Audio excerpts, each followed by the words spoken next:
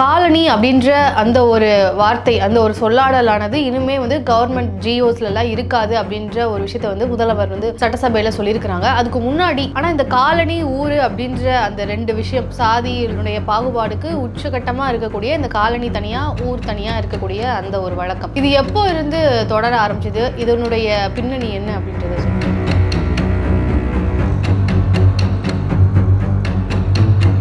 அந்த இந்த டிபேட் வந்துட்டு கலைஞரே வந்து வச்சார். பெரியார் வந்து நம்மளை வென்றுட்டாரா அப்படின்னு ஒரு கேள்வி வைக்கிறார் அந்த உடன்பரப்பு அவர் எழுதக்கூடிய அந்த கடிதத்தில். அது இருக்கும்போது நம்ம கட்சிக்குள்ளாகவே நம்ம இன்னும் ஜாதி நிறையா பார்க்கணும், இதுக்கு நம்ம தீர்வு காண வேண்டும் அப்படின்னு சொன்னாங்க.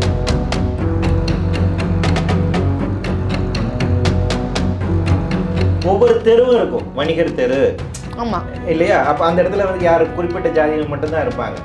அப்போ இந்த ஒவ்வொரு தெருக்குமே அகரகாரம் அப்படின்னா யார் இருப்பாங்க அப்படி குறிப்பிட்ட ஒவ்வொருக்கான வரையறை இருக்குது. இப்போ இந்த அகரகாரத்துக்குள்ளே யார் போகலாம் வரலாம் அப்படிங்கிறதுக்கான வரையறை அப்படிங்கிறது இருக்குது. கோவிலுக்குள்ளே யார் போகலாம் வரலாங்கிறதுக்கான வரையறை இருக்குது. கோவிலுக்குள்ளே யாராவது எந்த இடத்துல இருந்து நீங்கள் கோயில் கடவுளை வழிபட முடியும் அப்படிங்கிறதுக்கான வரையறை இருக்குது. இது ஒவ்வொரு கேஸ்ட்டுக்குமே தனித்தனியாக இந்த இது இருக்குது. இதனுடைய நவீன வடிவமாக இன்னைக்கு என்னவா இருக்குன்னா,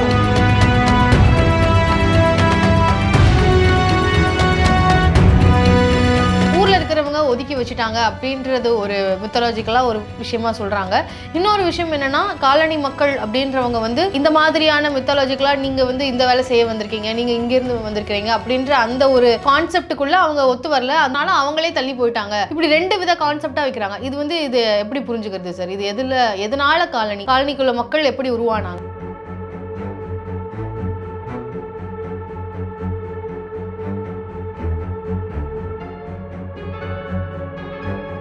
நேர்களுக்கு வணக்கம். இன்று நம்மோடு இணைந்திருக்கிறார் வழக்கறிஞர் மற்றும் பூ உலகை நண்பர்களுள் சேர்ந்த வெற்றி செல்வன் அவர்கள். வணக்கம். வணக்கம். சமீபத்தில் காலனி அப்படின்ற அந்த ஒரு வார்த்தை, அந்த ஒரு சொல்லாடலானது இனிமே வந்து கவர்மெண்ட் ஜிஓஸ்லாம் இருக்காது அப்படின்ற ஒரு விஷயத்த வந்து முதல்வர் வந்து சட்டசபையில் சொல்லியிருக்கிறாங்க. அதுக்கு முன்னாடி இந்த ஒரு விஷயத்தை வந்து பலவிதமான பாராட்டுகள் வரவேற்புகள் எல்லாம் வந்துட்டுருக்கு. ஆனால் இந்த காலனி ஊர் அப்படின்ற அந்த ரெண்டு விஷயம், சாதியினுடைய பாகுபாடுக்கு உச்சகட்டமாக இருக்கக்கூடிய இந்த காலனி தனியாக ஊர் தனியாக இருக்கக்கூடிய அந்த ஒரு வழக்கம், இது எப்போ இருந்து தொடர ஆரம்பிச்சது, இதனுடைய பின்னணி என்ன அப்படின்றத சொல்லுங்கள். அதற்கு முன்பாக இதனுடைய அவசியம் அப்படிங்கிறது இருக்குங்களா, அதுல இருந்து இதை ஆரம்பிக்கலான்னு பார்க்குறேன். பேசிக்காக அதை அண்டர்ஸ்டாண்ட் பண்ண வேண்டிய தேவை இருக்கு இல்லைங்களா. அதாவது வந்து இப்போ ஆப்ரிக்கோ அமெரிக்கன் ஹிஸ்ட்ரி அப்படின்னு பேசுவாங்க. அது வந்து உங்களுக்கு உலகங்கள் ஸ்லேவ் ட்ரேட் அப்படிங்கிறது நடந்தது.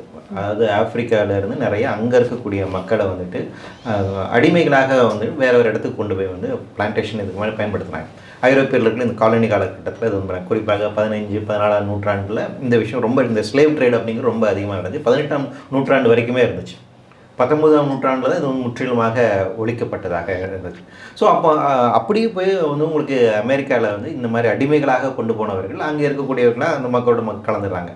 அப்போ அவங்களுக்கான ரைட்ஸ் அப்படிங்கிறது தான் பிளாக் ரைட்ஸ் அப்படிங்கிறது அங்கே பயங்கரமாக வந்துட்டு மிகப்பெரிய ஒரு பொலிட்டிக்கல் மூவ்மெண்ட்டாக எவால்வ் ஆகிடுச்சு. அப்போ அதில் செய்யும் போது ஹிஸ்ட்ரியை வந்து ரீரைட் பண்ணக்கூடிய ஒரு வேலை அப்படி இருக்குது. இப்போ வரலாறு நெடுகில் வந்து பார்த்தீங்கன்னா இந்த மக்களை வந்து நீக்ரோஸ் அப்படிங்கிறத அடையாளப்படுத்துறாங்க. ஆனால் இன்னைக்கு நீங்கள் நீக்ரோ அப்படிங்கிற வார்த்தையை வந்து அமெரிக்காவில் பயன்படுத்த முடியாது. நிகா அப்படின்லாம் சொல்லி, ஆமாம், அது வந்து நிகர் அப்படிங்கிற அந்த வார்த்தையை வந்து பயன்படுத்த, அது வந்துட்டு ஒரு தடை செய்யப்பட்ட ஒரு வார்த்தையாக இருக்கின்றது. அது வந்து கல்ச்சுரலாக நீங்கள் பயன்படுத்தக்கூடாது.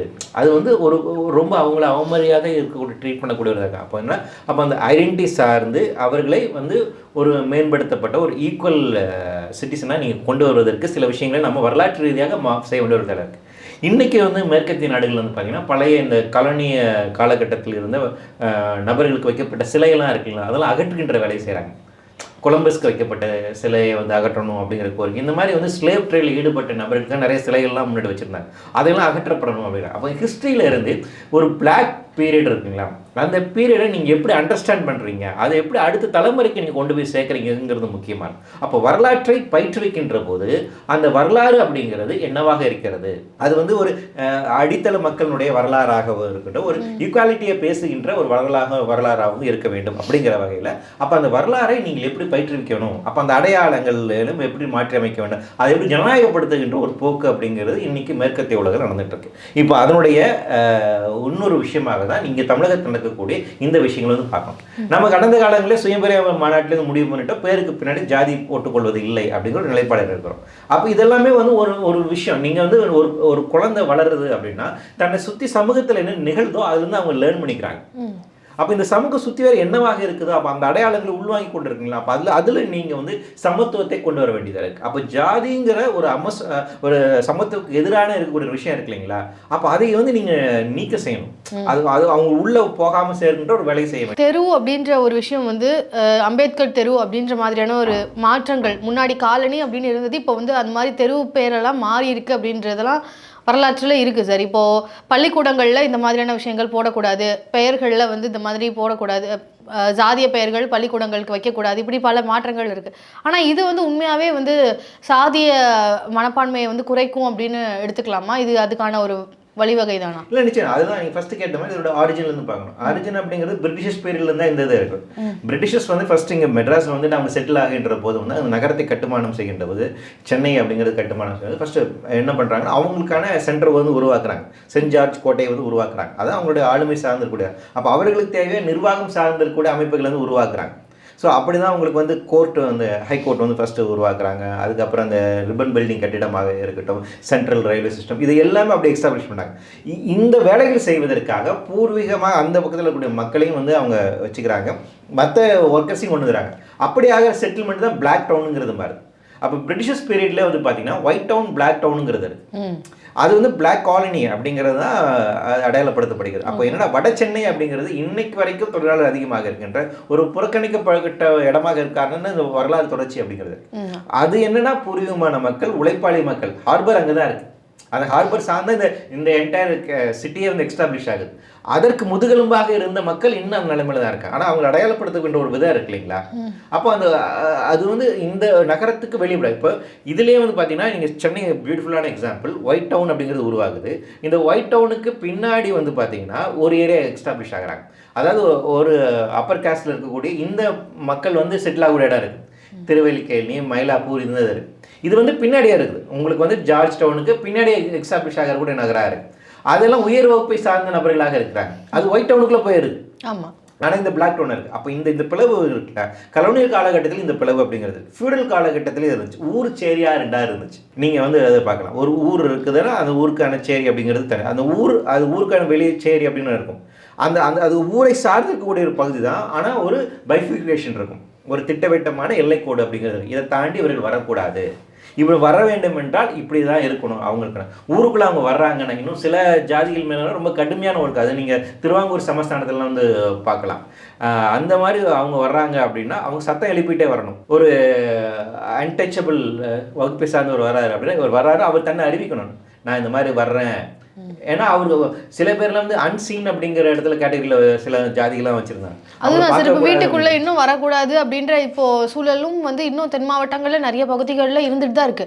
வீட்டு வேலைகளை சுத்தி இருக்கிற வேலைகள்லாம் செய்வாங்க, ஆனால் வீட்டுக்குள்ள வரமாட்டாங்க. ஸோ இந்த மாதிரியான விஷயங்கள் இன்னும் இருந்துட்டு தானே இருக்கு. அப்போ அதுதான் நம்ம இந்தியாவினுடைய இந்த ரிபப்ளிக் ஆஃப் காஸ்ட் அப்படின்னு சொல்லிட்டு அம்பேத்கர் சொல்றாரு. இந்த ரிபப்ளிக் ஆஃப் காஸ்ட் எதா இருந்துச்சுன்னா வில்லேஜ் சிஸ்டம் தான். இந்த வில்லேஜுங்கிற ரிபப்ளிக் தான் வந்துட்டு ஜாதியை வந்துட்டு தாங்கி நிற்கக்கூடிய ஒரு அமைப்பாக இருக்கின்றது அப்படின்னு அவர் சொல்றாரு. ஏன்னா அந்த வில்லேஜ் அப்படிங்கிறது ஒரு நகரத்தை ஒரு கிராமம் எப்படி கட்டமைக்கப்படுதுன்னா ஒவ்வொரு தெருவும் இருக்கும். வணிகர் தெரு இல்லையா, அப்போ அந்த இடத்துல வந்து யார் குறிப்பிட்ட ஜாதியில் மட்டும்தான் இருப்பாங்க. அப்போ இந்த ஒவ்வொரு தெருக்குமே அகரகாரம் அப்படின்னா யார் இருப்பாங்க அப்படின்னு குறிப்பிட்ட ஒவ்வொருக்கான வரையறை இருக்கு. இப்போ இந்த அகரகாரத்துக்குள்ள யார் போகலாம் வரலாம் அப்படிங்கிறதுக்கான வரையறை அப்படிங்கிறது இருக்கு. கோவிலுக்குள்ள யார் போகலாம் வரலாங்கிறதுக்கான வரையறை இருக்கு. கோவிலுக்குள்ள யார் எந்த இடத்துல இருந்து நீங்க கோயில் கடவுளை வழிபட முடியும் அப்படிங்கிறதுக்கான வரையறை இருக்கு. இது ஒவ்வொரு காஸ்ட்டுக்குமே தனித்தனியா இந்த இது இருக்கு, இந்த பாகுபாடு இருக்கு. இதனுடைய நவீன வடிவமாக தான் இன்னைக்கு என்னவா இருக்குன்னா ஊர் காலனி அப்படிங்கிறதா இருக்கு. ஸோ அப்போ அதை நாம வந்து பிரேக் பண்ண வேண்டிய ஒரு தேவை இருக்கு. அப்படி மற்ற அப்பர் கேஸ்ட் சாதிகள்லாம் ஒரு இடமா குவிஞ்சிடுறாங்க, இன்னும் தாழ்த்தப்பட்ட மக்களை மட்டும் தனியா வைக்கிறாங்க அப்படின்றது தானே சார் அந்த. ஆமா, அது என்னன்னா அவங்களுக்கு தனியான ஒரு ஹவுசிங் போர்டு எவால்வ் பண்ணும்போது அது வந்து ஒரு காலனி அப்படின்னு வைக்கும்போது காலனிக்காரனா ஊர்க்காரனா அப்படிங்கிற இந்த அடையாளம் வருது. சரி, இப்போ என்னன்னா ஒரு விஷயம் என்னன்னா உங்களுக்கு ஜாதி பேரை பின்னாடி போட்டு கொள்ளக்கூடாது அப்படிங்கிறதுனால வெளிப்படையாக இப்போ ஜாதியை நம்ம தெரிஞ்சுக்க முடியாதுன்னு இருக்கு. அப்போ வேற ஐடென்டிட்டி மூலமாக நீங்கள் பொதுவாக தென் மாவட்டங்களில் அதிகமாக நம்ம சொல்லலாம், நீங்கள் ஒருத்தர் கூட பயணிக்கிறீங்கன்னா அப்படின்னா என்ன ஆளுங்க அப்படின்னு டைரெக்டாகவே கேட்டுருவாங்க. இல்லைன்னா எந்த ஒரு என்ன குலதெய்வம், அது மூலம் உங்கள் ஜாதி தெரிஞ்சுக்கணும், ஒரு கியூரியாசிட்டி அப்படிங்கிறது இருக்குது. வட இந்தியாவில் தேவையில்லை, ஏன்னா பேருக்கு பின்னாடி ஜாதி அவங்க போடணும். அப்படிங்கும் போதே அவங்க இருப்பாங்க, அப்பட்டவங்க தெரியும். இப்போ இங்கே வந்து ஓரளவுக்கு மிக்ஸ்டாக இருக்கான வாய்ப்பு இருந்தாலும் அந்த மிக்ஸ்டாக தள்ளி வைக்க வேண்டியிருக்கு. அப்போ அந்த இடத்துல தான் இந்த ஐடென்டிட்டியை பிரேக் பண்ண வேண்டிய ஒரு அவசியம் இருக்கு. ஏன் இப்போ ஸ்கூலில் வந்து நீங்கள் வந்து கயிறு கட்டக்கூடாது அப்படின்னு ஒரு இது கொண்டாங்க. சந்துரு கமிட்டியினுடைய அந்த முக்கியமான பரிந்துரைங்கன்னா ஒவ்வொரு ஜாதிக்கும் ஒரு கலர் இருக்கு, ஒவ்வொரு ஜாதி அமைப்புக்குமே அவங்க கலர் வச்சுருக்காங்க, அந்த கலரில் தான் கயிறு கட்டிக்கிறாங்க. ஸோ அந்த கயிறு தான் கட்டிக்கூடாது அப்படின்னு சொல்கிறாங்க. சாதிய பெயர்கள் வைக்கிறாங்க பள்ளிகளுக்கு கல்லூரிகளுக்கு, அதுவுமே அது வந்து முன்னாடி வந்து பார்த்தீங்கன்னா வந்துட்டு நிறைய கவர்மெண்ட் எய்டட் ஸ்கூல்ஸ் எல்லாம் ஆரம்பிக்கப்பட்டது. அப்போ வந்து நிலத்தை கொடுத்தாங்க, அவங்க பேரில் வைப்பாங்க. அந்த காலத்தில் இருந்தவங்க அவங்க பேர் முன்னாடி ஜாதி போட்டுக்கிட்டாங்க. ஸோ அதன் அடிப்படையில் அவர் பேரில் ஸ்கூல் வைக்கும்போது அந்த ஜாதி பேர் வருது. இப்போ அந்த ஜாதி பேரை நீக்கணும் அப்படிங்கிறது தான் ஸ்கூல் பேரில் கூடிய அந்த ஜாதி பேர்கள், தெரு பேரில் கூடிய ஜாதி பேர் நீக்கப்பட வேண்டும். அப்போ காமனாக இருக்கக்கூடிய ஐடென்டிட்டி இருக்குங்களா, காமன் பிளேசஸ் இருக்குங்களா, எங்கே வந்து மக்கள் வந்து பொதுவாக புழங்குகின்றார்களோ அந்த இடங்களில் இருக்கக்கூடிய ஜாதிய குறியீடுகள் நீக்கப்படணும் அப்படிங்கிறது ஒரு அம்சம். ரெண்டாவது, சில குறியீடுகள் மூலமாக இவர்கள் இன்னார் என்று தெரியுது இல்லையா, அந்த குறியீடுகள் நீக்கப்படணும் அப்படிங்கிறது. இப்போ காலனி அப்படிங்கிறது ஒரு குறியீடாக இருக்கிறது. இன்னைக்கு காலனி பகுதியை சார்ந்தவர் அப்படின்னா அவர் வந்து நிச்சயமாக வந்துட்டு ஒரு இந்த பிரிவை சார்ந்ததாக இருக்கணும் அப்படி இம்ப்ளைடாக இருக்க விஷயம் இருக்குல்ல, அப்போ அதை வந்து உடைச்சுக்கணும், அது மாற்றப்பட வேண்டும். ஆனால் இது கிராமப்புறங்களில் இருக்கக்கூடிய அந்த ஒரு சூழல் வரைக்கும் இந்த மாற்றத்தை கொண்டு போய் சேர்க்கும்னு நம்புறீங்களா சார்? ஏன்னா இப்போ நகரத்தில் வந்து இப்போ இந்த மாதிரி சென்னை மாதிரியான சிட்டிலேயே வந்து இந்த மாதிரியான பாகுபாடு இருக்குது. இந்த இடத்துல நீங்கள் அந்த ஒரு சேஞ்சை கொண்டு வர்றீங்க அப்படின்னா அதுக்கு பாசிபிலிட்டிஸ் இருக்குது. ஆனால் இன்னும் வில்லேஜில் கடைக்கோடி வரைக்கும் கொண்டு போய் அங்கே காலனி அங்கே ஊருன்னு தனியாக இருக்கிற இடத்துல அந்த டிஃப்ரென்ஸை கொண்டு வர முடியுமா இந்த ஒரு சேஞ்ச் மூலமாக? ஒரே நாள் அது சாத்தியம் இல்லை தான். அது வந்து இது வந்து ஒரு கல்ச்சுரலாக பண்ண வேண்டிய ஒரு தான், கலாச்சார ரீதியாகவும் பொலிட்டிக்கலாகவும் எக்கனாமிக்கலாக செய்ய வேண்டிய ஒரு தான் ஒரே நாள். ஏன் அப்படின்னா ஜாதி அப்படிங்கிற ஒரு கட்டமைப்பு கிட்டத்தட்ட வந்துட்டு ஒரு 1000 வருஷங்களாக இங்கே இருக்குது. வேற வேற வடிவங்களில் அது வந்து இருக்குது. ஒரு ஜாதி தோன்றி கிட்டத்தட்ட 1000 வருடங்களுக்கு. ஏன்னா நமக்கு வந்துட்டு புறநானூறுலேருந்து குறிப்புகள் இருக்குது, இந்த 4 வகையான ஜாதிகள் இருந்தது அப்படிங்கிறது இல்லை நமக்கு வந்துருக்கு. ஸோ அப்படி இருக்கும்போது ஒரு thousands of years-ஆக இங்கே இருக்கக்கூடிய ஒரு சிஸ்டத்தை வந்துட்டு நீங்கள் பிரேக் பண்ணி வேற ஒரு சமத்துவமான சிஸ்டத்தை ஒரே நாள் கொண்டு வரணும். அது படிப்படியாக தான் நீங்கள் கொண்டு போகணும். அம்பேத்கர் தான் சொல்றாரு, ஜாதி அப்படிங்கிறது நோஷன் ஆஃப் மைண்ட் அப்படிங்கிறார். அது ஒரு மனநிலை. ஒரு பிறக்கின்ற குழந்தைக்கு அது ஊட்டி வளர்க்கப்படுகின்றது. அந்த குழந்தை வந்து ஜாதியாக மனநோய் அப்படிங்கிறத தாண்டி அது ஒரு மனநிலை, ஒரு ஸ்டேட் ஆஃப் மைண்டுன்னே அவர் சொல்றாரு. அவர் நீங்க ஜாதியா வளர்றீங்க, நீங்க மனநோய் அப்படின்னா நார்மலா இருந்து பிறல்கின்றதை வந்து மனநோய்னு சொல்லலாம். ஆனா இங்க நோஷன் ஆஃப் மைண்ட் ஏன் சொல்றாருன்னா, அவன் வளரும்போது ஜாதியா நினைக்கிறான். அவன் என்ன நினைக்கிறான்னா இப்படி இருக்கதான் இயல்புன்னு நம்புறான். ஏன்னா அவங்களுக்கு வந்துட்டு என்ன சொல்றது, ஒரு மித்தாலஜிக்கலான ஒரு ஜஸ்டிஃபிகேஷன் கொடுக்கப்படுகிறது. ஏனென்றால் இவர்கள் இந்த பிறவியில் இப்படித்தான் பிறக்க வேண்டும், ஏன்னா பூர்வ ஜனத்தில் இந்த பிரச்சனை செஞ்சிருக்காங்க, இப்படி பிறந்திருக்காங்க, இவங்களோட வேலைங்க இது செய்ய வேண்டியதான் நினைக்கிறாங்க. ஒரு காஸ்ட் ஹிந்துடைய மென்டாலிட்டி என்னன்னா, ஒரு அப்பர் ஹிந்துனுடைய மென்டாலிட்டி என்ன அப்படின்னா, பூர்வ ஜென்மத்தில் அவர் வந்து புண்ணியம் செஞ்சிருக்காரு, அதனால இன்னைக்கு அப்பர் கேஸ்டா பிறந்திருக்காரு. ஒரு லோவர் கேஸ்ட்ல இருக்கிறவனோட வேலை என்னன்னா, அவன் பூர்வ ஜென்மத்தில் பாவம் பண்ணியிருக்கான், அவனோட பாவத்தை போக்கணும்னா அவன் வந்து தனக்கு சேவகம் செஞ்சுதான் பாவத்தை போக்கணும். இதுதான் வந்துட்டு உங்களுக்கு கீதா உபச்சாரம் இல்லையா? கண்டிப்பா. ஸோ அப்போ இந்த பிலாசபிக்கே அண்டர்ஸ்டாண்ட் பண்ண ஜஸ்டிஃபிகேஷன் அவனுக்கு இருக்கு. அப்போ நீ என்னடா உரிமை கேட்கணும்னு நினைக்கிறான் வந்துட்டு. நீ பாவம் செஞ்சிருக்க கடந்த காலத்துல. அதுதான் இதுதான் வந்து ஸ்டேட் ஆஃப் மைண்ட் அப்படிங்கிறாரு. அவன் டெமோக்ராட்டிக் அவன் யோசிக்கவே முடியாது. ஏன்னா அவனுக்கான பிலாசபிக்கல் ஜஸ்டிஃபிகேஷன். சி, நீங்க ஒரு தப்பு செய்யறீங்க அப்படின்னா உங்களுக்கு மனசு கொஞ்சமா உறுத்தும் இல்லையா? ஒரு இன்ஹியூமன் ஆக்டிவிட்டி செய்யும்போது என்னடா நம்ம இப்படி பண்ணிட்டேன், ஒரு சின்ன உயிரை நம்ம பண்ண நமக்கு தோணுது இல்லை பேச. ஆனா நமக்கு தோணவே மாட்டேங்குது, இந்த மாதிரி அநீதிகள்லாம் பார்க்கறவங்களுக்கு தோண மாட்டேங்குது. ஒரு மனுஷன் வந்துட்டு மனக்குழியில இறங்கி அதை தூய்மைப்படுத்த நம்பர்ல அதை நம்ம பார்த்து கடந்து போறோம். ஏன்னா அவர் பிறந்தது அதுக்கு தான் நம்புறாங்க நம்ம சொசைட்டி. இந்த குப்பைகளை, இந்த மலத்தை கழிவுகளையும் அகற்றுவதற்காக தான் அவர் பிறந்திருக்காரு அப்படின்னு அதான் அவர் தலையெழுத்துன்னு நம்புறாங்க இங்க. அதுதான் இருக்கக்கூடிய பிரச்சனை. இது மனிதன்மையற்றன்னு யோசிக்கிறதே இல்லை. ஏன் வந்து அந்த கான்சியஸ்னஸ் இல்லை. ஸோ அந்த நிலைமை இருக்கு இல்லைங்களா? அப்போ அதுதான் இங்க இருக்க அடிப்படை. அப்போ இந்த நிலைமையை வந்துட்டு ஒரு நாளில் உடைச்சிட முடியுமா அப்படின்னு கேட்டால் முடியாது. அப்போ அதனால தான் வந்து உங்களுக்கு இந்து மதம் ஒன்று இருக்கிற வரைக்கும் இந்த ரிஃபார்மேஷன் பாசிபிள் இல்லைங்கிற பெரியார் ஸ்டெப், எக்ஸ்ட்ரீம் ஸ்டெப் வந்து போறாரு. அம்பேத்கரும் அதுதான் வேறு மதத்துக்கு ரெண்டு பேருக்கானது தான். அப்போ இந்து மதம் அப்படிங்கிறது இதன் அடிப்படையில் இயங்குகின்ற ஒரு மதமாக இருக்கின்றது. இந்த காலனி அப்படின்ற ஒரு ஆரிஜின் அப்படின்னு பார்த்தீங்கன்னா 2 விதமாக சொல்லப்படுது. இவங்க வந்து அன்டச்சபிள் காரணமாக ஊரில் இருக்கிறவங்க ஒதுக்கி வச்சுட்டாங்க அப்படின்றது ஒரு மித்தாலஜிக்கலாக ஒரு விஷயமா சொல்கிறாங்க. இன்னொரு விஷயம் என்னென்னா, காலனி மக்கள் அப்படின்றவங்க வந்து இந்த மாதிரியான மித்தாலஜி நீங்க வந்து இந்த வேலை செய்ய வந்திருக்கீங்க, நீங்க இங்க இருந்து வந்திருக்கீங்க அப்படின்ற அந்த ஒரு கான்செப்டுக்குள்ள அவங்க ஒத்து வரல. அந்த இதுல அவங்களுக்கு பிடிக்காது, அந்த இதை வந்து ஒத்துக்கலைன்றதுனால அவங்களே தள்ளி போயிட்டாங்க. இப்படி 2 வித கான்செப்டா வைக்கிறாங்க. இது எப்படி புரிஞ்சுக்கிறது சார்? இது எதனால காலனிக்குள்ள மக்கள் எப்படி உருவானாங்க அப்படின்றது? பல்வேறு விதமான தேரிஸ் அப்படிங்கிறது பேசிக்கா என்னன்னா ப்ராப்பர்ட்டி மேல இருக்கக்கூடிய ரைட் தான். நிலத்தின் மீதாக இருக்கக்கூடிய உரிமை, நிலத்தின் மீதாக இருக்கக்கூடிய உரிமையை வந்துட்டு எப்ப நாம இழந்தோம் அப்படிங்கிறது அடிப்படையில இருந்து தான். இப்போ தமிழகத்தை எடுத்துக்கிட்டீங்க அப்படின்னா நிலத்துக்கான அட்மினிஸ்ட்ரேஷன் அப்படிங்கிறது எப்படின்னா கோவில் நிலம் சாதின்னு சொல்லிட்டு ஐயா வேல்சாமி ஐயாவோட ஒரு புக், ரொம்ப முக்கியமான ஒரு புத்தகம். நிலம் சார்ந்த நிர்வாகம் அப்படிங்கிறது கோவிலை மையமாக பார்த்து தான் இருக்கு. எல்லா நிலமும் கோவிலுக்கு தான் சொந்தம்.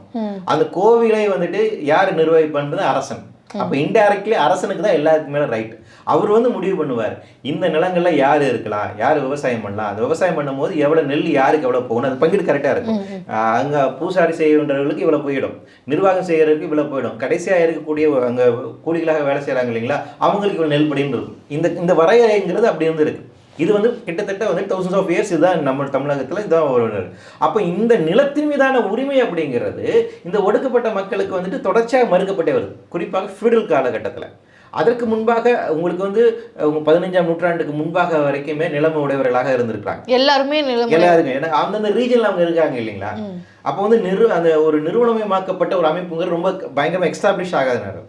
ஃபியூடல் காலத்தில் தான் வந்துட்டு வந்து பார்த்தீங்கன்னா நிறுவனமயமாகுது, ரொம்ப தெளிவான ஒரு விஷயங்கள் வருது. அந்த இடத்துல தான் நிலத்தினுடைய மாறுது. இது தொடர்ச்சியாக நடக்குது. அதாவது நிலமே இல்லாமல் இவங்க தொடர்ச்சியாக இருந்திருக்காங்கன்னு கேட்டீங்கல்ல. சில காலங்களில் நிலம் இருக்கிறாங்க, நிலம் இல்லாமல் போகிறாங்க, போரில் தோக்குறாங்க, போரில் வெற்றி அடைகிறாங்க, குறுநில மன்னர்களாக இருக்கிறாங்க. இப்படி தான் நடந்திருக்கு. இல்லை அதான் எப்படி ஒரு சமூகத்தின மக்களுக்கு மட்டும் ஒரு நிலமும் இல்லாமல் ஒரு சமூகம் கிடையாது. நீங்கள் அதை அப்படி பார்க்கணும். நீங்கள் வந்துட்டு ஷெட்யூல் காஸ்ட் அப்படின்னு நம்ம இங்கே எடுத்துக்கிறோம் அப்படின்னு பார்த்தீங்கன்னா தலித்துனா அதில் வந்து நூற்றுக்கணக்கான இருக்குது. தமிழகத்தை பொறுத்த வரைக்கும் ஏறத்தாழ 70-80 கேஸ்ட் இருக்குது. இந்த 70-80 கேஸ்ட்டுமே ஒரே மாதிரி ஹைராக்கியில் இருந்திருக்காங்களா? ஒரே மாதிரி அமைப்புலன்னு கிடையாது. நிலம் உடைய இருக்கிறாங்க, நிலம் இல்லாதவங்க இருக்கிறாங்க, சொத்து இருக்கிறவங்க இருக்காங்க, இல்லாதவங்க இருக்கிறாங்க. ஒரு காலகட்டத்தில் இருந்திருக்குது. சரி, அதுதான் ஒவ்வொரு ரீஜனிலும் இது மாறுபட்டிருக்கு. ஓகே, எல்லா காஸ்ட்டுக்குமே வந்துட்டு ஒரே மாதிரி ஹிஸ்டரியா இருந்துக்க கிடைக்கலாம். அப்ஸ் அண்ட் டவுன்ஸ் அப்படிங்கிறது தொடர்ச்சியாக இருந்துட்டு இருக்கு. அது வந்து அப்பர் காஸ்ட்ல இருந்தாலும் அப்ஸ் அண்ட் டவுன்ஸ் இருந்திருக்கா அப்படின்றது. இவர்கள் குறுநில மன்னர்களாகவும் இருந்திருக்காங்க. அப்படிப்பட்டவங்களும் செட்டில் காஸ்ட்ல இருக்கிறாங்க. ஓகே, நீங்க இந்த வர்ணத்தை ஏற்றுக்கொண்டவர்கள் ஏற்றுக்கொள்ளாம அவர்னா அதை சொல்லுவாங்க, ஏற்றுக்கொள்ளாத. ஸோ ஷெட்யூல் ட்ரைப்ஸ் வந்து உங்களுக்கு அதுல வந்து இருப்பாங்க, அதுல வந்து அதிகமாக இருக்கும். அப்போ இது வரலாற்றுங்க இது நிறைய நடந்திருக்கு. அப்போ இவங்க வந்து ஈக்குவலைஸ் பண்ணவே முடியாது. ஆனால் என்னன்னா பிரிட்டிஷர்ஸ் வர்றாங்க இல்லைங்களா, பிரிட்டிஷர்ஸ் வந்ததுக்கு பின்பாக தான் நிலம் அப்படிங்கிறது சரியாக கணக்கிடப்படுகிறது. அதற்கு முன்னாடி இருந்த கணக்கீடை விட துல்லியமாக ஒரு ரெவன்யூ சிஸ்டம் கொண்டு வராங்க.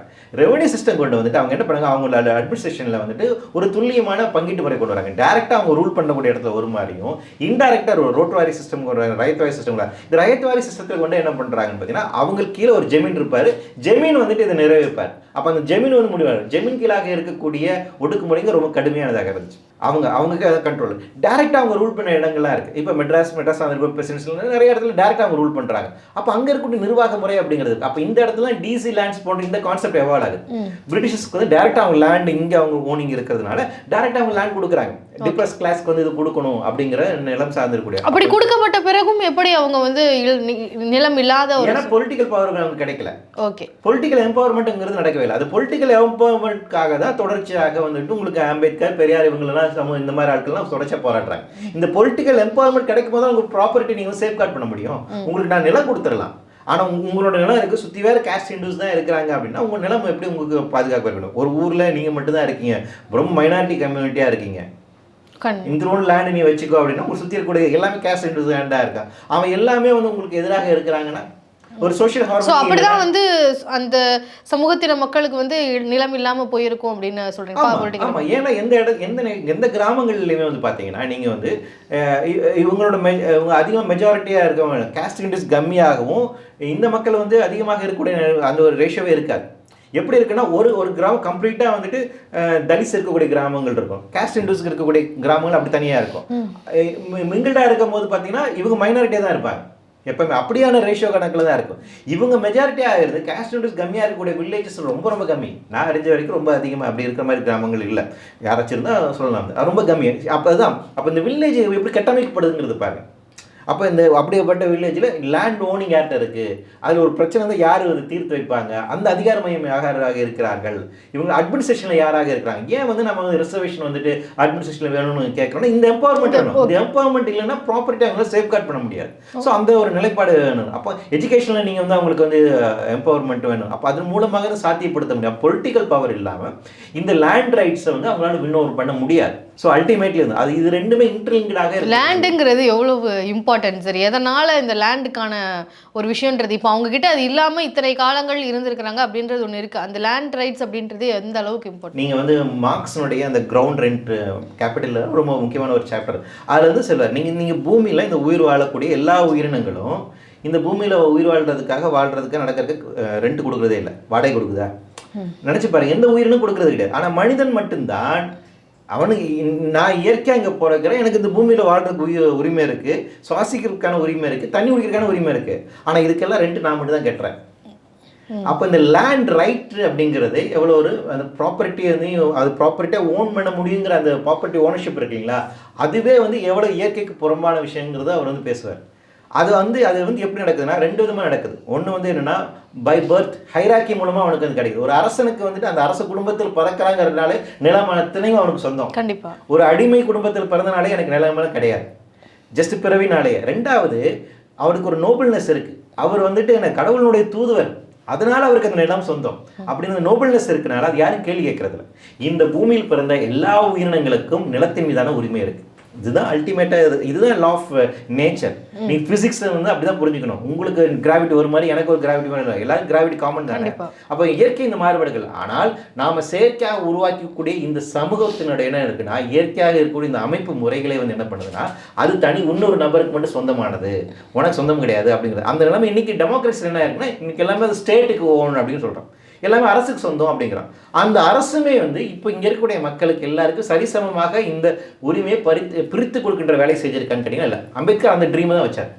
அந்த டைரக்டிவ் பிரின்சிபல்ஸை சோஷியல் டெமோக்ரஸி அப்படின்னு நம்ம நோக்கி நகர வேணும்னா இந்த நாட்டில் இருக்கக்கூடிய மெட்டீரியல் ரிசோர்ஸுங்கிற வார்த்தையை பயன்படுத்துகிறார். அதனுடைய பயன்பாடு என்பது அனைத்து மக்களுக்கும் போய் சேர்கின்ற வகையில் அரசனுடைய செயல்பாடு இருக்கணும் அப்படிங்கிறார். ஆர்டிகல் 39B அதாவது சொல்கிறார். ஸோ அதுதான் அல்டிமேட் கோல். ஆனால் என்னன்னா அன்ஃபார்ச்சுனேட்லி இன்னும் நாம் அந்த இலக்கை அடையலை அப்படின்னு. இப்போது திராவிட கட்சியான திமுகவில் இருந்து இந்த காலனி அப்படின்ற வார்த்தையை வந்து இனிமேல் கவர்மெண்ட் ஜியோஸ்லாம் வந்து நம்ம வந்து யூஸ் பண்ணக்கூடாது அப்படின்ற ஒரு விஷயத்தை பாஸ் பண்ணியிருக்காங்க. இதுக்கு பல கட்சிகள் வந்து வரவேற்பு தெரிவிச்சிருக்காங்க. இதுக்கு திமுகவை வந்து விமர்சித்து பாஜகவிலேருந்து காலனி அப்படின்ற சொல்லாடலை நீங்கள் பயன்படுத்தாமல் இருந்தாலும் உங்கள் கட்சிக்குள்ளேயே அத்தனை விஷயங்கள் இருக்கே, நீங்களும் வந்து ஜாதி பார்க்கக்கூடிய ஒரு மனநிலையில் இருக்கக்கூடிய அமைச்சர்கள் தான் இருக்கிறாங்க, அப்படி அவங்க தான் வந்து பவரில் இருக்கிறாங்க அப்படின்ற ஒரு விமர்சனத்தை வைக்கிறாங்க. இவங்க பதிலுக்கு பாஜகவை வைக்கிறாங்க. இந்த ஒரு டிபேட்டை எப்படி பார்க்குறீங்க சார்? சரி, இந்த டிபேட் வந்துட்டு கலைஞரே வந்து வச்சார். பெரியார் இறந்த போது அவர் எழுதின ஒரு கடிதம், அந்த கடிதத்தில் பெரியார் வந்து நம்மளை வென்றுட்டாரா அப்படின்னு ஒரு கேள்வி வைக்கிறார். அந்த உடன்பரப்பு அவர் எழுதக்கூடிய அந்த கடிதத்தில். அது இருக்கும்போது நம்ம கட்சிக்குள்ளாகவே நம்ம இன்னும் ஜாதியை நிறையா பார்க்கணும் அப்படிங்கிற இந்த பிரச்சனை இருக்குது, இதுக்கு நம்ம தீர்வு காண வேண்டும் அப்படின்னு சொல்லலாம். பிஜேபிக்கும் திமுகவுக்கு இருக்கக்கூடிய ஒரு முக்கியமான நிறுவனா, திமுக வந்து ஒரு ப்ரோக்ரெசிவாக இருக்கக்கூடிய ஒரு பார்ட்டி. அவங்க வந்துட்டு சமூக சீர்திருத்தத்தை முன்வைக்கிறார்கள். ஆனால் பிஜேபி அது ஃபண்டமெண்டலி அது வந்துட்டு ஒரு கன்சர்வேட்டிவான பார்ட்டி. அவர்கள் வந்து பிற்காலத்தை நோக்கி நகர்த்த விரும்புகிறாங்க. பேசிக்காக இந்த ஸ்ட்ரக்சர் வந்து பண்ணும். இப்போ வந்து நீங்கள் வந்து திமுகவை விட பிஜேபி வந்து இன்னும் முற்போக்கான ஒரு அமைப்பாக இருந்து முற்போக்கான ஒரு கொள்கையை வைத்து இந்த விமர்சனத்தை வைத்தார்கள் என்றால் அது சரியானதாக இருக்கும். ஆனால் அது ரொம்ப அவங்க பேசிக்காக ஜாதியை வந்துட்டு ஜாதி கட்டமைப்பு இருக்குன்னு நினைக்கிறவங்க, அது வேணும்னு நினைக்கிறவங்க, அவங்க இந்த குற்றச்சாட்டு வைக்கிறாங்களே எத்தனை அளவுக்கு அவங்க வந்து உளமாற ஜாதியை வந்துட்டு நிறுத்து போக செய்யணும், அந்த கட்டமைப்பு உடையணும் அப்படிங்கிற அந்த வேலையை செஞ்சுட்டு இருக்கக்கூடிய ஆட்களாக இருந்தாங்கன்னா அது ரைட்டு. அவங்க அது கிடையாது. அப்போ நீ அவங்க என்னென்னா உங்களை டிஃபைன் பண்ணுறது அதனுடைய நோக்கமாக இருக்குது. அஃப்கோர்ஸ் திமுகவுக்குள்ள சரி வந்து ஜாதி இருக்குது. அது என்னென்னா சமூகத்தில் ஜாதி இருக்குது, அந்த உண்மையை நம்ம ஒத்துக்கணும். சமூகத்தில் ஜாதி இருக்கும்போது அது எல்லா இடத்துக்கும் இருக்க தான் செய்யும். அது திமுகவிலே இருக்குது. எல்லா அதிகார அமைப்புகளையும் எல்லா இடங்களையும் நீக்கம் நிறைந்து இருக்கிறது. அப்போ இந்த நிலைமையில இருந்து நீங்கள் சமூகத்திலிருந்து திமுக மட்டும் ஐசோலேட் பண்ணி பார்க்கவே முடியாது. அது சமூகத்தினுடைய ஒரு பகுதியாக தான் பார்க்க. சமூகத்தில் ஜாதி இருக்கின்ற வரைக்கும் முற்போக்கு அமைப்புகளில் ஜாதி இருக்க தான் செய்யும். அது நீங்கள் அது வந்து உச்சபட்சமான புரட்சி பேசின குழுக்களிடமே ஜாதி இருந்துச்சு. அதுதான் அவ்வளோ ஒரு பிளவுக்கும் காரணமாக இருந்துச்சு, ரைட்டுங்களா? அப்போ ஒரு ரெவல்யூஷனரி ஆகிட்டோம் அப்படின்னால கம்ப்ளீட்லி ஜாதி டிஸ்ஓன் பண்ணிட்டாங்கன்னா இல்லை, அந்த இதுதான் அல்டிமேட்டாக நமக்கு இருக்க மிகப்பெரிய சவாலாகவும் இருக்குது. அப்போ இந்த சவாலை வந்து முறியடிக்கிறதுக்கு என்ன ஒரு எது தீர்வாக இருக்கும்னு நினைக்கிறீங்க? சரி, இப்போ அம்பேத்கர் வந்து அத்தனை பேரை அத்தனை மக்களை சேர்த்து புத்திச மதத்துக்கு மாறினார். இந்த மதத்தில் வந்து இருக்கிற வரைக்கும் ஜாதி போகாது அப்படின்ற ஒரு விஷயத்த சிம்பாலிஃபிக்காக அவர் வந்து வேற ஒரு இதுக்கு மாறி அதை வந்து சொல்ல வந்தார். இப்போ அதை வந்து இந்த ஒரு காலகட்டத்தில் இப்போ நம்ம இந்த சாதிய மனநிலையிலேருந்து மொத்தமாக மாறணும், சமுதாயமே மொத்தமாக மாறணும் அப்படின்னா அதுக்கு என்ன ஒரு தீர்வு இருக்கும் அப்படின்றது தானே? வேக் சொல்கிற மாதிரி ஒரே மாத்திரையில் இதுக்கு தீர்வு கிடையாது, நிறையா நம்ம செய்யணும். அல்டிமேட்லி ஃபர்ஸ்ட் வந்துட்டு என்னன்னா, நீங்கள் மேரேஜ் சிஸ்டத்தை வந்து நம்ம மாற்றி அமைக்கணும். அம்பேத்கரை சொன்ன மாதிரி இது ஒரு விதமான எண்டோகமி. நீங்கள் வந்து அந்த கேஸ்ட்டுக்குள்ளே மட்டும்தான் கல்யாணம் பண்ணணும் அப்படிங்கும் போது அப்போ அந்த கேஸ்ட் ப்ரொவைல் ஆகிட்டே தானே இருக்கும். நீங்கள் அது வந்து பெரிய பிரச்சனையாக இருக்கு இல்லைங்களா? இந்த குறிப்பிட்ட இந்த ஜாதி சார்ந்தவங்க இந்த ஜாதிக்குள்ளே தான் கல்யாணம் பண்ணும்போது அப்போ இந்த ஜாதி அப்படிங்கிறது வளர்ந்துக்கிட்டே தான் இருக்கும் இல்லைங்களா? அது வந்து நீங்கள் அப்போ இந்த மேரேஜ் சிஸ்டம் அப்படிங்கிறது இருக்கிற வரைக்கும் இது பண்ணுங்க. இப்போ இந்த மேரேஜ் சிஸ்டத்தை வந்து ஜஸ்டிஃபை பண்ணக்கூடிய அந்த ரிலீஜியஸ் செட்டப் இருக்கிற வரைக்கும் அதை வந்து பாதுகாக்கும். இப்போ சாதிய மனநிலை போகிறதுக்கு நீங்கள் மேரேஜ் சிஸ்டத்தை சொல்கிறீங்க இல்லையா சார்? இப்போ பொலிட்டிக்கலாக வந்து அவங்க எம்பவர் ஆனால் மட்டுமே வந்து அவங்களுக்கு லேண்ட்ஸ் எல்லாம் கிடைக்கும் அப்படின்னு சொல்கிறீங்க. பொலிட்டிக்கலாக எம்பவராக இதே சாதிய ஒரு மனநிலை இருக்கக்கூடிய ஒரு சமூகத்தில் இருந்துகிட்டே ஒரு பொலிட்டிக்கல் எம்பவர்மெண்ட்டுக்கு ஒரு தலித் வந்து நோக்கி போக முடியுமா அப்படின்ற ஒரு கேள்வி இருக்கு இல்லையா? அதுக்கு இன்னும் வரைக்குமே அது ஒரு கொஸ்டின் மார்க்காக தானே இருந்துட்டு. அதான் சொல்கிறேன், நான் ஒரு இடத்துல மட்டும் நீங்கள் இது பண்ண கல்ச்சுரலாக நம்ம மாற்றங்கள் கொண்டு வர வேண்டியது இருக்குது, எக்கனாமிக்கலாக எம்பவர் பண்ண வேண்டியது இருக்குது, பொலிட்டிக்கலாக எம்பவர்மெண்ட் இருக்குது, சோஷியலாக எம்பவர் பண்ண எல்லா வழிகளும் செய்யப்படுங்கிறது. அதில் மேஜராக ஒரு செக்மெண்ட் தான் எதுவும் இல்லை. அப்போ இது கல்ச்சுரலாக இங்கே கலாச்சார ரீதியாக திருமணம் அப்படிங்கிறது என்னவாக இருக்கிறது அப்படிங்கிறது இந்த ஒரு கேள்வி இருக்குது. சமூகத்தில் வந்துட்டு நம்ம எப்படி ஒருங்கிணைந்து எல்லாம் யூட்டிலைஸ் பண்ண போகிறோம் அப்படிங்கிறதுல அதுக்கான ஒரு இடம் அப்படிங்கிறது இருக்குது. எக்கனாமிக்கலாக எப்படி யூட்டிலைஸ் பண்ண போகிறோம் அப்படிங்கிறது இருக்குது. இப்போ எல்லா இடத்துலையும் நீங்கள் ஒர்க் பண்ணுங்கிற ஒரு இடத்துல ஒர்க் பண்ணுறதுனால மட்டுமே ஜாதி அழிந்துடாது. ஸோ கண்டினியூஸ் டூகெதர்ஸ் ஆஃப் ஒரு கிட்டத்தட்ட ஒரு 30-40 ஜெனரேஷன்ஸ் வந்துட்டு தொடர்ச்சியாக இன்டர்காஸ்ட் மேரேஜ் நடக்கணும். இப்போதான் அது ஸ்டார்ட் ஆயிருக்கு. அது ஒரு ஜெனரேஷன்ல வந்து நிச்சயமா அதுக்கான பாசிபிலிட்டிஸ் இல்லை. தொடர்ச்சியாக நீங்க வந்துட்டு 2-3 தலைமுறையாக தொடர்ச்சியாக இன்டர்காஸ்ட் நடக்கும் போது அந்த 10வது ஜெனரேஷன் இருக்கிறவங்க என்ன ஜாதினே தெரியாது. அதுதான் வந்து பாசிபிலிட்டிஸாக இருக்க முடியும் இல்லைங்களா? அப்போ வந்து ஸோ அது நடக்கணும். பேசிக்காக உங்களுக்கு வந்துட்டு அது நடக்கணும்னா அது சாதாரண விஷயம் இல்லை. சமூக ரீதியாக கலாச்சார ரீதியாக நிறைய மாற்றங்கள் வேணும். அதுக்கு ரெண்டாவது ஒரு ஸ்டிக்மா இருக்கு இல்லைங்களா? ஒரு தலித் அப்படின்னு ஐடென்டிஃபை பண்ணால் அவங்க பார்க்கக்கூடிய பாரு அது ஸ்டிக்மா இருக்கலாம். அந்த ஸ்டிக்மாலேருந்து பொது சமூகம் முதல்ல வெளியே வரணும். அப்போ அந்த ஸ்டிக்மாலேருந்து அவங்க பொது சமூகம் வெளியே வரணும்னா பொது கருத்தில், பொது புத்தி, பொது கான்சியஸ்னஸ் நீங்கள் வந்து மாற்றி அமைக்கணும். அப்போ அதுக்கு நிறைய கலை இலக்கிய செயல்பாடுகள் அதிகமாக தேவைப்படுது. பொலிட்டிக்கல் செயல்பாடுகள் எந்த அளவுக்கு தேவையோ அது வந்து கலை இலக்கியம், நம்மளுடைய கலை இலக்கியங்கள் அப்படிங்கிறது ஜாதிய கலை இலக்கியங்களாக இருக்குது.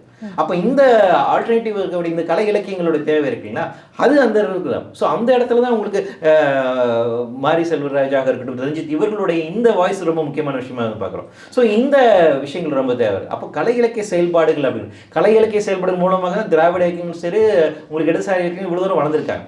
கடந்த காலங்களில் இருந்து அந்த கலை இலக்கிய செயல்பாடு அப்படிங்கிறது இன்னைக்கு இல்லை, அது இன்னும் அடுத்த தளத்தை நான் போடுறேன். அப்போ இது வந்து என்ன பப்ளிக் கான்சியஸ்னஸ் இதான் வந்து உருவாக்கும், ஒரு பொது புத்தியை வந்துட்டு உருவாக்கு.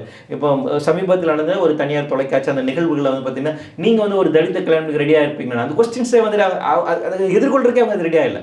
ஆமா, யாருமே யோசனையிலேயே அவங்களுக்கு அது வரல, எப்படி ஒரு தலித் பெண் நம்ம கல்யாணம் பண்றது அப்படின்னு சொசைட்டி அப்பதான் அவங்க யோசிக்கிறாங்க அப்படின்னு. அன்ஃபார்ச்சுனேட்லி இதுதான் வந்துட்டு சமூக யதார்த்தமாக இருக்கு. இப்போ டெவலப்மெண்ட் மூலமாவது இப்போ ஒரு இன்ஃப்ராஸ்ட்ரக்சரா இருக்கட்டும் எல்லா வகையிலுமே டெவலப்மெண்ட், மாடர்னைசேஷன் இந்த மாதிரி டெவலப்மெண்ட் மூலமாவது இந்த சாதிய ரீதியா இருக்கக்கூடிய மனநிலையை வந்து நம்ம வந்து குறைக்க முடியும் சீக்கிரமா. ஆனா வந்து ஒரு ஐடியாலஜி மூலமா அது வென்றெடுக்கிறது ரொம்பவே சிரமமான ஒரு விஷயம் அப்படின்னு சொல்லக்கூடிய அந்த கருத்தை எப்படி பார்க்கல? சயின்ஸ் அண்ட் டெவலப்மெண்ட் மூலமாக இது நடந்து சொல்றாங்க. ஆனா என்ன பிரச்சனைனா சயின்ஸ் அண்ட் டெவலப்மெண்ட் மூலமாக அதாவது இண்டஸ்ட்ரியலைசேஷன் வந்துட்டு அதெல்லாம் உடஞ்சிரும் அப்படிங்கிறது பழைய நம்பிக்கை வந்துட்டு. உங்களுக்கு பெரியார் கூட அது வந்துட்டு கிராமங்கள் கட்டமைப்பு அதனால அடிச்சு காலி பண்ணணும் அப்படின்னு பேசுனதெல்லாம் இருக்கு. இண்டஸ்ட்ரியலைசேஷன் மூலமா அது நடந்திருக்கு அப்படிங்கிறது. ஆனா என்னன்னா ஜாதி வேறமா இருக்கு. நீ நகரத்துல இன்னைக்கு ஜாதி இல்லையா, அது வேற மாதிரி இருக்கு. மேபி அந்த ஃபெரோசிட்டி வந்து குறைஞ்சிருக்கலாம். அதாவது என்னன்னா உங்களுக்கு கிராமத்துல இருந்த மாதிரி அந்த அட்ராசிட்டிஸ் அந்த இறுகத்தன்மை அப்படிங்கிறது ஜாதிக்கு இல்லை. ஆனா ஜாதி இன்னைக்கு அப்கிரேட் ஆயிருக்கு. வேற ஒரு நிலைமையில வந்துட்டு உங்களுக்கு மேட்ரிமோனிக்கு தனித்தனி எல்லா ஜாதிக்கும் ஒரு மேட்ரிமோனி குளம் இருக்கு இல்லையா?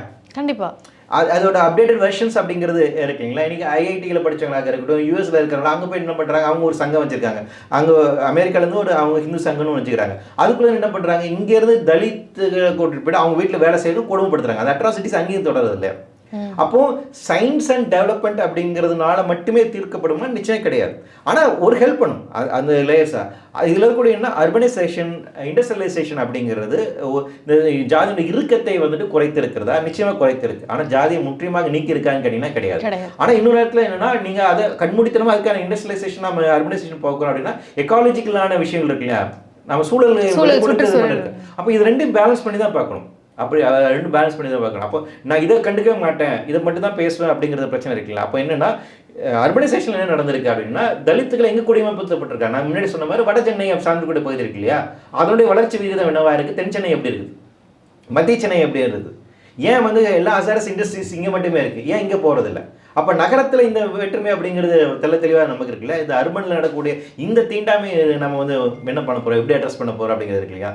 அப்போ என்னன்னா, நான் சொன்ன மாதிரி மல்டிபிள் லேயர்ஸில் நம்ம ஒர்க் பண்ண வேண்டியது. ஆனால் இது மட்டுமே தீர்வு அப்படிங்கிறது இல்லை. எல்லா செக்டர்ஸ்லையும் ஒர்க் பண்ணிடணும். நிச்சயமாக சயின்ஸ் அண்ட் டெக்னாலஜி நமக்கு வந்து அப்படிங்கிறது தேவை தான், அதில் மாட்டுக்கிறது இல்லை. ஆனால் அந்த சயின்ஸ் அண்ட் டெக்னாலஜி அதுக்குமான அரசியல் இருக்குது. அந்த செக்ஸ் அண்ட் பேலன்ஸ் நம்ம வந்து புரிஞ்சுக்கணும். அந்த பார்வை, அந்த பார்வையில வைக்க வேண்டியது இருக்கு. அதுவே ஜாதியை வந்து குறைச்சிரும்ன்றதெல்லாம் நம்பிக்கை. சூழல்வாதியாக வந்து நாம் வந்து ஒர்க் பண்ணுகின்ற போது எனக்கு வந்து ஜாதி குறித்தான புரிதலும் வர்க்கம் குறித்தான புரிதலோட இருந்தால் நான் வந்து ஒரு விஷயத்தை அட்ரஸ் பண்ணணும். அதே போல வந்துட்டு ஒரு தலித் ரைட்ஸ் பேசக்கூடிய நபர்களுமே வந்து என்னன்னா சூழலுடைய பார்வையிலிருந்தும் பார்க்கணும்.